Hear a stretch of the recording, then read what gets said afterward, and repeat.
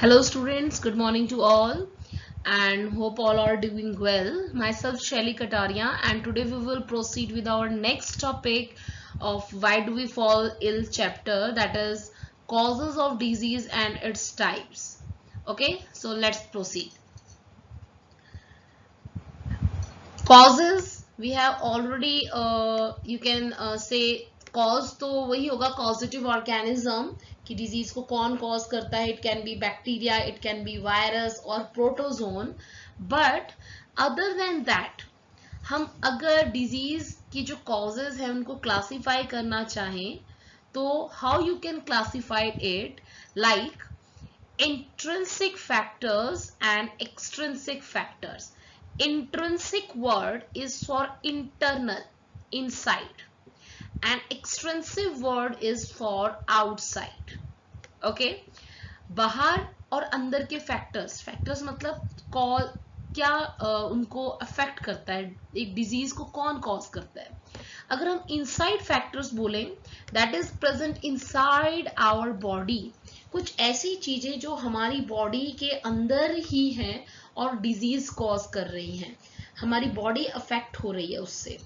ठीक है. And extrinsic that is in the external environment. बाहर का एनवायरमेंट में कुछ ऐसा है, बाहरी कुछ एनवायरमेंट एटमॉस्फेयर में ऐसा है जो हमें अफेक्ट कर रहा है और डिजीज कॉज कर रहा है. Okay, so let's proceed. Like हमारी बॉडी के अंदर include the diseases cause by mall functioning of the body. से हमारी बॉडी का कोई बॉडी पार्ट जो है वर्क नहीं कर रहा, that will be abnormal condition in our body, तो वो भी एक डिजीज है. ठीक है. genetic disorder at the gene level, you have heard about genetic material, that is DNA और RNA.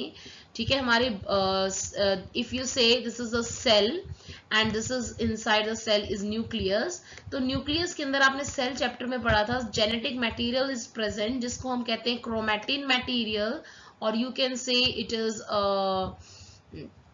chromatin or genetic material that helps in passing of character from one generation to another.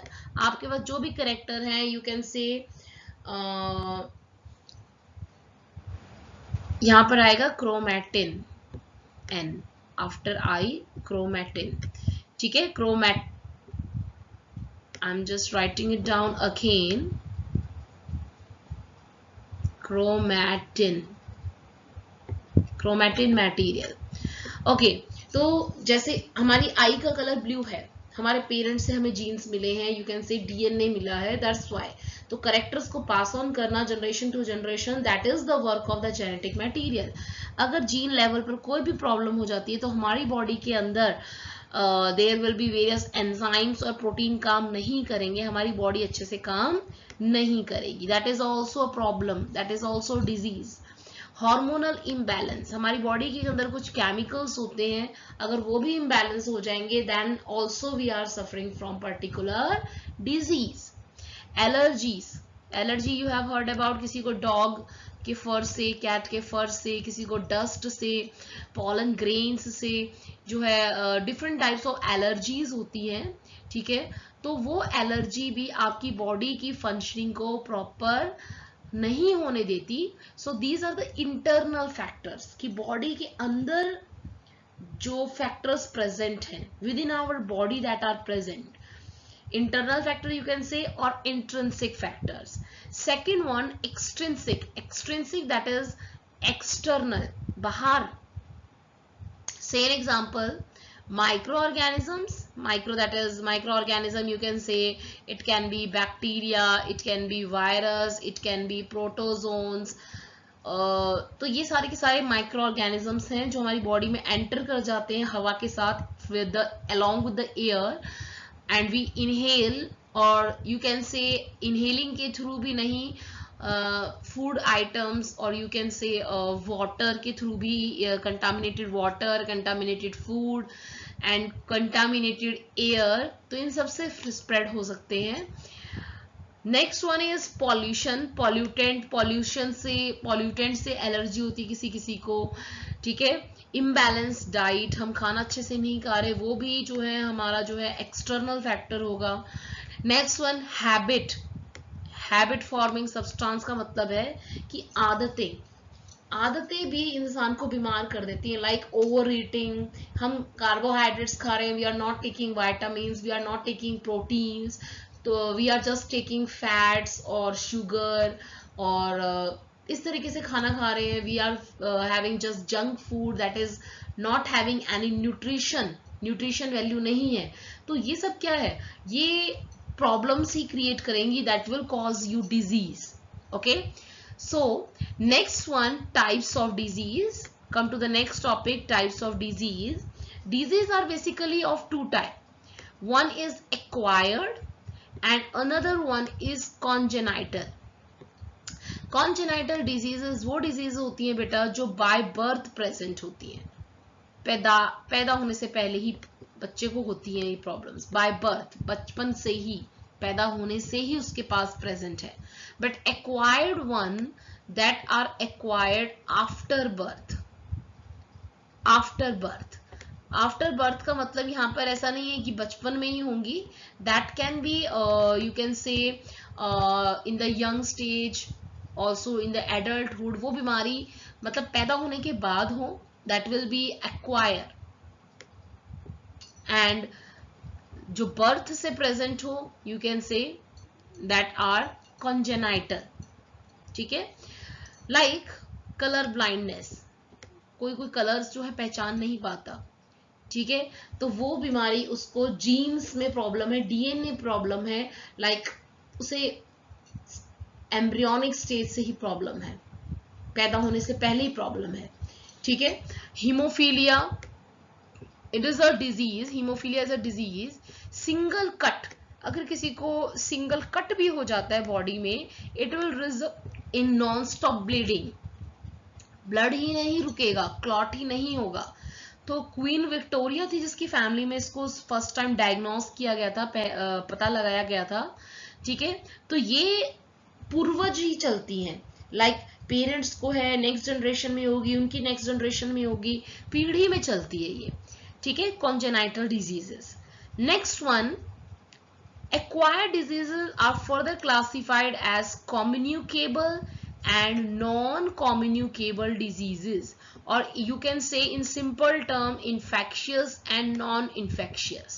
नाम से clear होगा, जो एक person से दूसरे person में spread हो जाती हैं, that are communicable disease और infectious disease, मतलब एक पर्सन को है तो दूसरे को भी हो जाएगी, जल्दी स्प्रेड होती है इजीली।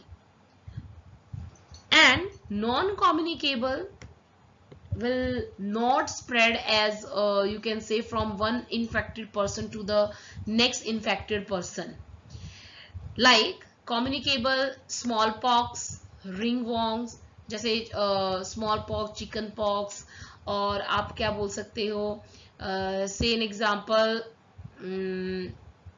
common cold, ये इन्फेक्शियस है, मतलब किसी को कॉमन कोल्ड होता है तो उसके आप कुछ कांटेक्ट में रहोगे तो आपको भी हो जाएगा, लाइक दिस। ठीक है, तो कुछ डिजीज होती हैं वो स्प्रेड होती हैं इस तरीके से, दैट आर कम्युनिकेबल। इसमें ये टर्म दे रखी है like contagious and non contagious. See आपका जो इसमें you can say examples are written, contagious में small pox is given, and in non-contagious that is malaria and TB is given, malaria and TB is given।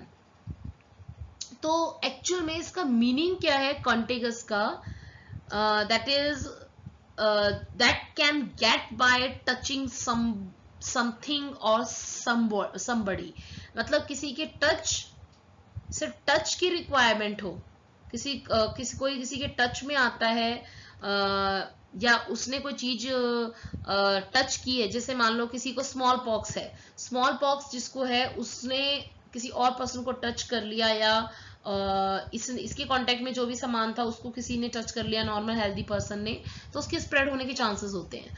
Non कॉन्टेगियस जो disease है वो touch से spread नहीं होती, क्या पता वो किसी और तरीके से स्प्रेड होती है, लाइक मलेरिया। मलेरिया किससे स्प्रेड होता था अगर आपको याद हो in the last lecture, like mosquito.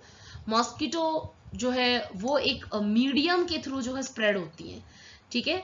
और TB, malaria, these are the example. तो आपको याद रखना है जो बिल्कुल डायरेक्ट टच से स्प्रेड होती है कंटेगियस, एंड जो टच से स्प्रेड नहीं होती वो जो है indirect, you can say direct और इनडायरेक्ट, ठीक है। डायरेक्ट कांटेक्ट में आने से that is contagious, and direct contact में नहीं, इनडायरेक्टली फैल रही है, infected to normal person, healthy person, then it will be the non contagious.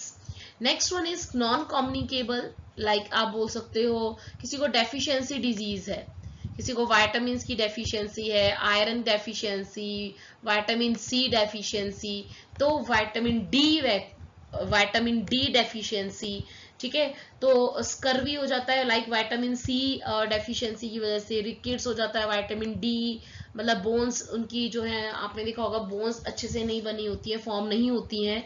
और एनीमिया दैट इज आयरन की डेफिशिएंसी से हो जाता है।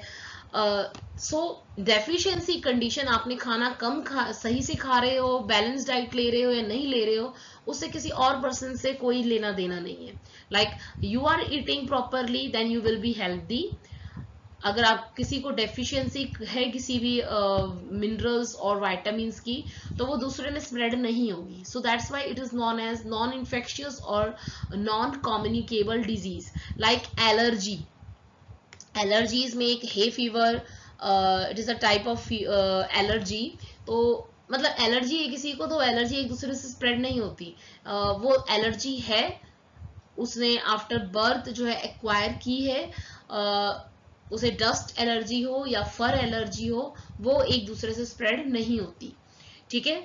Next is like cancer, cancer भी स्प्रेड नहीं होता। किसी को कैंसर है तो उसके साथ बैठने से उसको कैंसर नहीं हो जाएगा, या उसकी छींक से या उसके टच से कैंसर स्प्रेड नहीं होगा। So this is all about causes of disease and its type, and in the next lecture we will proceed our next topic. So thank you students and have a nice day.